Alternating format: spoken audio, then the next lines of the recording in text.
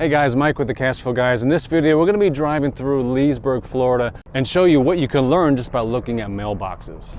Driving down the road here, looking off to the right, we've got a nice two-story old school apartment commercial building. Probably been around since the early 1900s. Looks solidly built. Has a little bit of deferred maintenance on it, it looks like. Counting up the mailboxes, we see 12 mailboxes, so that's a 12-plex. Got a real nice contemporary type craftsman home right here. Everything's dialed in and maintained, so when I drive through this neighborhood, I think to myself, who's going to live here? Answer is, good people. This is the type of neighborhood that's going to attract a good tenant, or in this case, 4 good tenants. Downtown, if you look off the nose of the truck, is right ahead.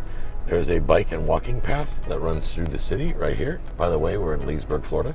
Great little area, tree covered, lots of shade. You can tell they've got infrastructure in place. They've got information kiosks through here. They've got it blocked off. I don't see any garbage. I don't see any graffiti. I don't see any of the signs. I don't see any red flags here at all. I would live here. That's a big plus. Not that I'm the snob, but first thing I think of is, would I live here? And if I wouldn't live here, I'm not buying it. That's just a fact. Because I believe people need good, safe, clean, safe, affordable housing, and the neighborhood should attract, not detract from the rental, and that's exactly what this neighborhood does. It's real nice. Look up here, got a nice mixed-use building just sold, all dialed in pretty. That's back from 1914.